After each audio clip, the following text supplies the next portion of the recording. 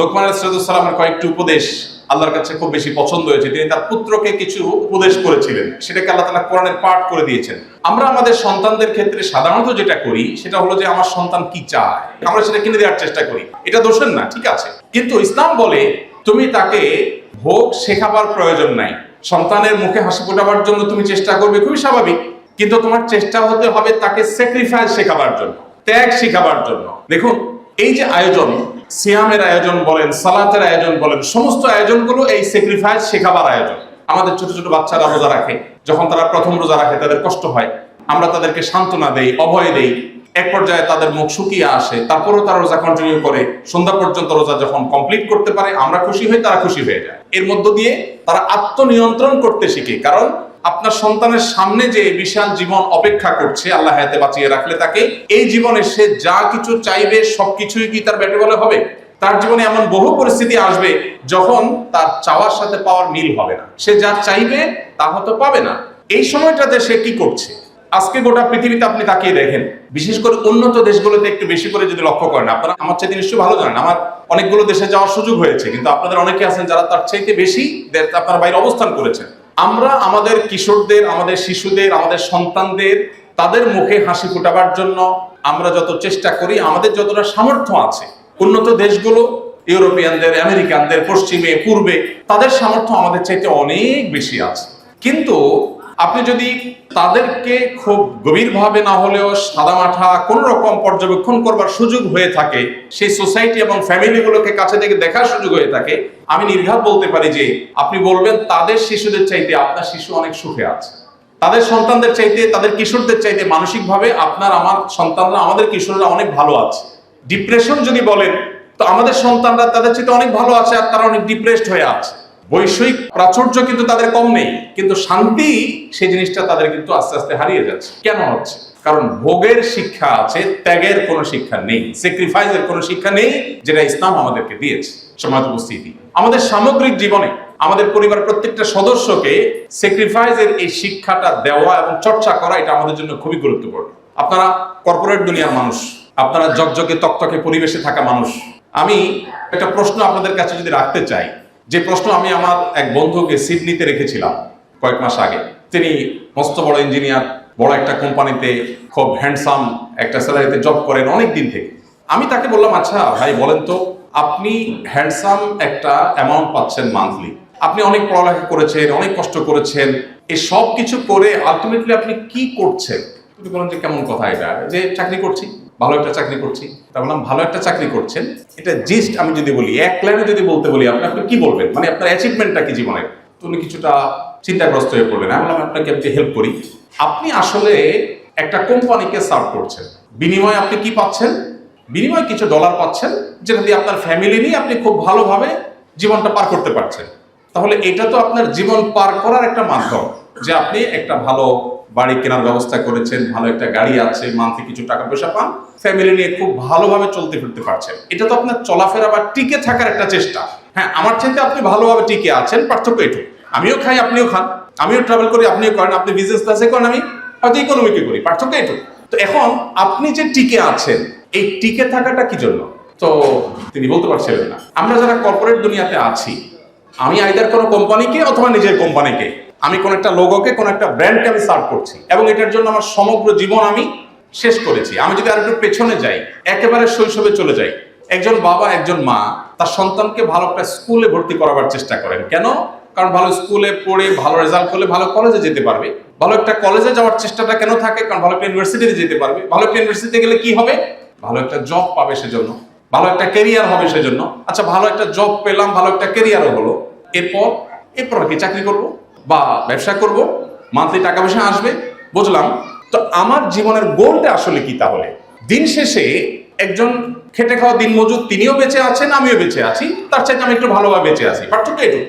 তাহলে কি আমি এভাবে বলতে পারি যে আমার সমগ্র জীবনের একেবারে শুরু থেকে আজও পর্যন্ত পুরো জীবনভর আমি যা করেছি, আমি স্কুলে পড়েছি, কলেজে পড়েছি, ভার্সিটিতে পড়েছি, আমি জব করেছি, ট্রেনিং নিয়েছি, দেশ বিদেশ করেছি, সবগুলো করেছি ফর কোম্পানিকে আমার সারা জীবন দিয়ে শেষ মুহূর্তে এসে আমি রিটায়ারমেন্টে গিয়ে এবার মৃত্যুর জন্য অপেক্ষা করছি।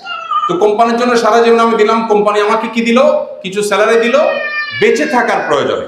সম্মানিত উপস্থিতি, আমরা যদি এইভাবে লক্ষ্য করি তাহলে দেখতে পাবো যে আমাদের জীবনের আসলে চূড়ান্ত বা স্পষ্ট কোনো লক্ষ্য নেই। আমি কেন বেঁচে আছি? আমাকে বেঁচে থাকার জন্য কিছু স্যালারি দেওয়া হচ্ছে, আমি বেঁচে আছি। তা বেঁচে থাকাটা কি জন্য? বরং আমি যদি অন্যভাবে চিন্তা করি, আমরা রাতে ঘুমাই।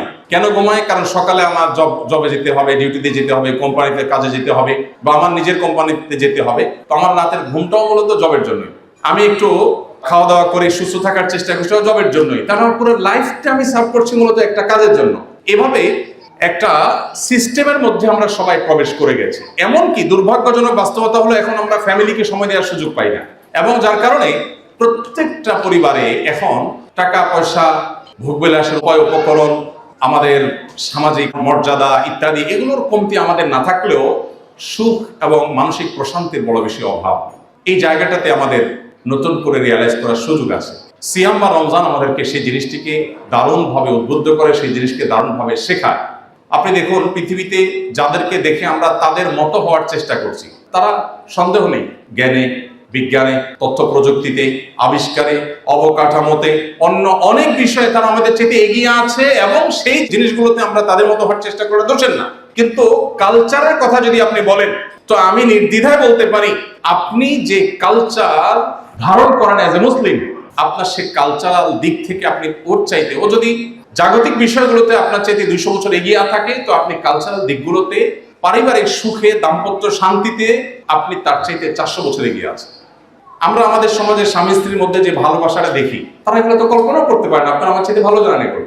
তাদের ব্যাপারটা বেশিরভাগই হলো অনেকটা রুমমেট বা ম্যাচমেটের মতো, যে ঠিক আছে আমি ইলেকট্রিসিটি বিল দিচ্ছি, তুমি গ্যাস বিল দাও, আমি পানি বিল দিচ্ছি, তুমি বাজার খরচের টাকাটা দাও। এ হলো তাদের অবস্থা।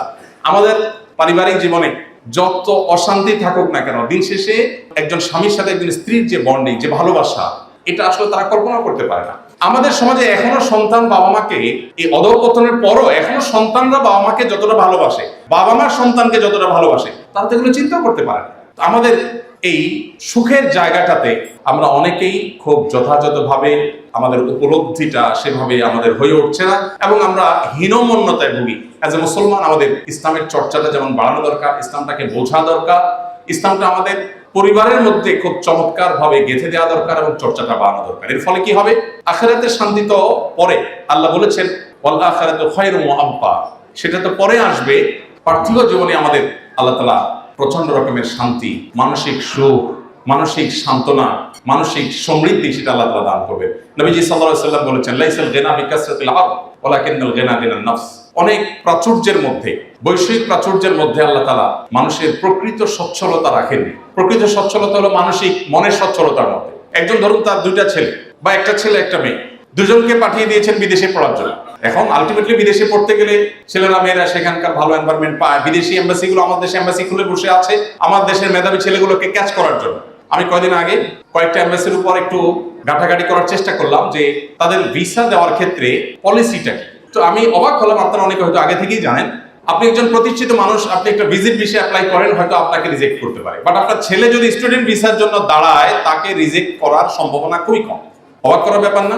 আপনি একজন প্রতিষ্ঠিত ব্যবসায়ী, হয়তো আপনাকে রিজেক্ট করতে পারে, কিন্তু আপনার ছেলে যদি মোটামুটি তাদের পারপাস সার্ভ করে, তাহলে তাকে তারা ভিসা দিয়ে দিবে। কোন কোন দেশ আছে 95%-এরও বেশি তারা স্টুডেন্ট ভিসা তারাই আপনার অ্যাপ্রুভ করে। কাহিনী কি? আপনি বলবেন তারা জ্ঞান বিজ্ঞানকে অনেক অ্যাপ্রিসিয়েট করে, তারা এই দেশ থেকে, তারা এই দেশের ছেলেরা ওখানে জ্ঞান বিজ্ঞান অর্জন করতে যাবে, পড়ালেখা করতে যাবে, অ্যাপ্রিসিয়েট করে। বাস্তবতা কি আসলে তাই? তাদের তো বিশাল বড় জেনারেশন গ্যাপ তৈরি হয়ে যাচ্ছে। তাদের বিবাহ বহির্ভূত সম্পর্ককে তারা স্বাভাবিক করার ফলে তাদের দেশে প্রণোদনা দিয়ে, পৃথিবীর এমন একটা উন্নত দেশ হয়তো আমরা খুঁজে বের করতে পারবো না যেই দেশ সন্তান জন্ম দেওয়ার জন্য প্রণোদনা দেয় না। একটা দেশও উন্নত এরকম পাওয়া আমার মনে হয় অলমোস্ট অসম্ভব। কেন?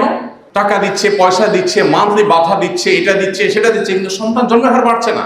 ওই যে মানুষের টেন্ডেন্সি নষ্ট হয়ে গেছে, যার ফলশ্রুতিতে আপনার দেখা যাচ্ছে যে খুব ভয়াবহ একটা জায়গায় তারা চলে আসছে। আমরা কিন্তু সেই ক্রাইসিসে নাই, তারা যে ক্রাইসিসে আছে। তো এই যে ব্যাপারটা, এই জায়গাগুলো আমাদেরকে নতুন করে ভাবতে শেখায় যে কালচারালি আল্লাহ তাআলা আমাদেরকে অনেক ভালো জায়গায় রেখেছে, অনেক ভালো জায়গায় রেখেছেন। আমি যে কথাটা বলছিলাম যে আমাদের সন্তানদেরকে ওরা ক্যাচ করতে চায়, কারণ ওখানে গেলে ওরা থেকে যায়। এখন মানসিক শান্তি আর প্রাচুর্য দুই জিনিস। বৈষয়িক প্রাচুর্য, কারণ হয়তো 2টা ছেলে আছে, অথবা একটা ছেলে একটা মেয়ে আছে। আজকাল তো 1-2টা ছেলে মেয়ের বেশি নেই। আমি হুজুর মানুষ, এই কথা বললে আপনারা তো মাইন্ড করবেন। জগতের সবচেয়ে বড় মিথ্যা কথাগুলোর মধ্যে একটা হলো ছোট সংসার সুখী সংসার। এটা জগতের কয়েকটা অতি পরিচিত অতি প্রসিদ্ধ মিথ্যা কথাগুলোর একটা। আপনি যত দুঃখী পরিবার দেখবেন এর বেশিরভাগ দেখবেন যে খুব সংক্ষিপ্ত এবং ছোট পরিবার। সরি টু সে, পশ্চিমারা আমাদেরকে শিখাইছে যে খবরদার বেশি সন্তান নেওয়া যাবে না। ওরা এখন সন্তান বাড়ানোর চেষ্টা করতেছে, হাতে পায়ে ধরে বাড়াতে পারছে না। ওরা যে গর্তে ঢুকেছে আমরা ওটাতে ঢুকা শুরু করছি। ওরা যেখানে আটকা পড়ে গেছে, ফেঁসে গেছে, আমরা এখন ফাঁসতে শুরু করেছি। আপনি দেখেন তারা কেন সন্তান বাড়ানোর চেষ্টা করছে এখন। আমি অনেক আগে ব্যাংককে এক বাংলাদেশি সিনিয়র, অনেক বয়স্ক ছিলেন, এখন মারা গেছেন উনি, ইন্টারপ্রেটার ছিলেন একটা হসপিটালে। ওনার সাথে পরিচয় হওয়ার পরে জিজ্ঞেস করলাম, ভাই বাচ্চা কাচ্চা কয়জন? উনি খুব অল্প সংখ্যক বাচ্চা বললেন। তখন বললাম যে এত অল্প, আমি জানি তো এখানে তো সরকার অনেক বাচ্চা হওয়ার জন্য প্রণোদনা দেয়। তিনি বললেন, ভাই সেটা তো আপনি এখনকার কথা বলছেন, আমি আজ থেকে বহু বছর আগে আসছি, আপনি যখন ছোট ছিলেন বয়সে। তাই বললাম তাহলে কি ইস্যু কি? বলে যে তখন এখানে সন্তান বেশি নিলে রীতিমতো পানিশমেন্ট করা হতো, সন্তান বেশি নেওয়া যাবে না, দেশে মানুষ বেড়ে যাচ্ছে, কমাইতে হবে, তো সেজন্য সন্তান আমার অল্প। তো বললাম এখনকার অবস্থা? বলছে এখন অবস্থা হলে আমি যদি 10টা সন্তান জন্ম দিতে পারি তাহলে সরকার আমাকে রীতিমতো জাতীয় পর্যায়ে পুরস্কার দিবে, এমন একটা ভাব। তাহলে কি দাঁড়ালো দিন শেষে? প্রথম তারা যা করেছে ওইটার ফলে মানুষের টেন্ডেন্সি একবার চেঞ্জ হয়ে গেলে এই টেন্ডেন্সি শত বছরে আর পরিবর্তন করা সম্ভব নয়। সেই ক্রাইসিস তাদের শুরু হয়েছে। তো আমরা তাদের অনুসরণ করছি অন্ধের মতো, ইসলামকে পাশ কেটে, ইসলামকে সেকেলে মনে করে যা পাচ্ছি তা আমরা গোগরা শিখেছি। এই জায়গাটাতে আমাদের ইসলামকে নতুন করে জানার এবং বোঝার দরকার আছে। সময় তো বুঝছি, আমি যেটা বলছিলাম যে বৈষয়িক প্রাচুর্য হলেই সুখী হওয়া যায়, কর্পোরেট দুনিয়াতে বিশেষ করে এই ধারণাটা আমাদের মধ্যে বদ্ধমূল হয়ে গেছে। ফলে আমাদের ফ্যামিলিকে আমরা সময় দিতে রাজি না। আমরা বাসায় ঢুকছি মোবাইল টিপতে টিপতে, আবার বের হচ্ছে মোবাইল টিপতে টিপতে। আমি বিভিন্ন জায়গায় বলার চেষ্টা করি, আমার শত ব্যস্ততার মধ্যেও আমি প্রতিদিন 1 ঘন্টা আমার বাচ্চাদের সাথে খেলার চেষ্টা করি। বিশেষ করে যখন শীতের সময় থাকে, এই গত 4-5 মাস আমার এরকম অনেক প্রোগ্রাম ছিল যেখানে আমার থাকা অনেক গুরুত্বপূর্ণ বলছিল। আমার বাচ্চাদের সাথে খেলার সময় গেছে, আমি আর কোথাও থাকবো না। 1 ঘন্টা বাচ্চাদের সাথে আমি খেলি এবং খেলতে গিয়ে বাপ বেটা ঝগড়া করি, খেলাধুলা করি। কয়জন বাবা আছেন যে সন্তানকে নিয়ে খেলেন বা সময় দিতে পারেন? বেশিরভাগই আমরা এখন এত ব্যস্ত হয়ে গেছে, মনে করি টাকা পয়সা হলে সবই হয়ে যাবে। আমাদের আসল শান্তির জায়গাটা থেকে আমরা সরে যাচ্ছি। আমি যেটা বলছিলাম, কারণ 2টা ছেলে মেয়ে আছে, আমি এরকম অনেককে দেখেছি। জিজ্ঞেস করছি, ভাই বাচ্চা কাচ্চা কয়জন? জিজ্ঞেস করছি বাচ্চা কয়জন, ছেলে মেয়ে কয়জন? উত্তর হবে 2 বা 3 বা 4 কিছু একটা। তো উত্তর হয় বেশিরভাগ ক্ষেত্রে 2 জন। ছেলেটা কানাডা থাকে, মেয়েটা ব্রিটেনে থাকে। আমি কিন্তু জিজ্ঞেস করি না কোথায় থাকে, কিন্তু ওনার বলা শেষ। এই গল্পটা দিতে আমাদের খুব ভালো লাগে। আসলে আমরা এটা বলে খুব স্বাচ্ছন্দ্য বোধ করি। আচ্ছা, যে ব্যক্তি মুখে এটা বলছেন যে আমার একটা ছেলে টরন্টোতে আরেকটা লন্ডনে, আপনার কি বিশ্বাস যে মানসিকভাবে আসলে খুব শান্তিতে আছেন? আছেই কিন্তু 2টা বাচ্চা, 2টাই বাইরে, এবং তারা ফিরে আসার সম্ভাবনা খুব ক্ষীণ। একটু ভিডিওতে নাতিপুতি দেখে, বৌমাকে দেখে, ছেলেকে দেখে, মেয়েকে দেখে, ভেতরে কিন্তু ত্রাস, কিন্তু বাহিরে অনেক সুন্দর জীবন, উনি অনেক সুখে আছে। এই সুখের অভিনয় আমরা করছি। সমাজ উপস্থিতি, ইসলাম আমাদেরকে বাস্তবমুখী হতে পারে, আর সেজন্য সিয়ামের বার্তা আমাদের ধারণ করা দরকার, গ্রহণ করা দরকার। আমি আপনাদের প্রতি উদাত্ত আহ্বান রাখতে চাই, শুনে শুনে মুসলমান না হয়ে অনুগ্রহ করে আসুন আমরা একটু ইসলামটাকে জানার চেষ্টা করি। আজকে যেরকম একটি চমৎকার আয়োজনে আমাদের বাচ্চাদেরকে সাথে নিয়ে ফ্যামিলিকে সময় নিয়ে আমরা সময় দিয়েছি, আসুন পারিবারিকভাবে ইসলামকে শেখার জন্য, জানার জন্য আমরা কোনো একটা অ্যারেঞ্জমেন্ট করি। আমরা কোরআনটাকে অর্থ সহকারে, ব্যাখ্যা সহকারে বোঝার চেষ্টা করি, হাদিসটাকে বোঝার চেষ্টা করি। অ্যাজ এ মুসলমান ইসলামটাকে আমরা জেনে বুঝে চর্চা করি, সেটা আমাদের জন্য অনেক বেশি উপভোগ্য হবে। সেটা আমাদেরকে সত্যিকার ইসলামের পথে নিয়ে যাবে। অনেক মা বোন আছেন এখানে, আমি আপনাদের উদ্দেশ্যে বলতে চাই, জান্নাতে যাওয়ার পথটা আপনাদের জন্য অনেক সহজ করে দিয়েছে ইসলাম। পুরুষদের জন্য অনেক জটিল। রাস্তায় ঝগড়া করতে গেছি, মুখ খারাপ করা যাবে না, নাহলে জাহান্নামে চলে যাবে। আপনার তো সে অপশন খুব একটা নাই। আমাকে রাস্তায় অনেক কিছু ফেস করতে হয়, আপনার অনেক কিছু ফেস করতে হয় না, আল্লাহ তাআলা অনেক সহজ করে দিয়েছেন। আমি আশা করব আমাদের আদরের যে কলিজার টুকরো সন্তানগুলো আছে তারা দুধে ভাতে থাকুক, এই স্বপ্ন আমরা চাইবো ঠিকই। তার পাশাপাশি তারা যেন আল্লাহ বীর হয়, ভালো মানুষ হয়, সেই জিনিসটা আমরা যেন চাই, এবং তাদেরকে সত্যিকারের সুন্দরের পথ যেন আমরা দেখিয়ে দিয়ে যেতে পারি। মা হিসাবে আপনাদের দায়িত্ব বাবাদের চাইতে এই জায়গাটাতে একটু বেশি। আপনারা এটা করতে পারেন তাহলে এটা হবে আপনার আমার আখিরাতের সবচেয়ে বড় পুঁজি, সবচেয়ে বড় অর্জন। আল্লাহ তাআলা আমাদের সবাইকে সে তৌফিক দান করুন। আমি বিক্ষিপ্ত এবং এলোমেলো কিছু কথা বলেছি, যদি আপনারা কেউ কষ্ট পেয়ে থাকেন আমাকে মাফ করবেন। আর উপকারী কোনো কথা বলে থাকলে সেটা অনুযায়ী আমরা আমল করার চেষ্টা করব। আল্লাহ তাআলা আমাদের এখানে আশাকে, বসাকে, এই চমৎকার আয়োজনকে কবুল এবং মঞ্জুর করুন, এবং এখানে যেরকম আমরা সমবেত হয়েছি আল্লাহ তাআলা আমাদেরকে জান্নাতুল ফেরদাউসে একইভাবে সমবেত হওয়ার তৌফিক দান করুন।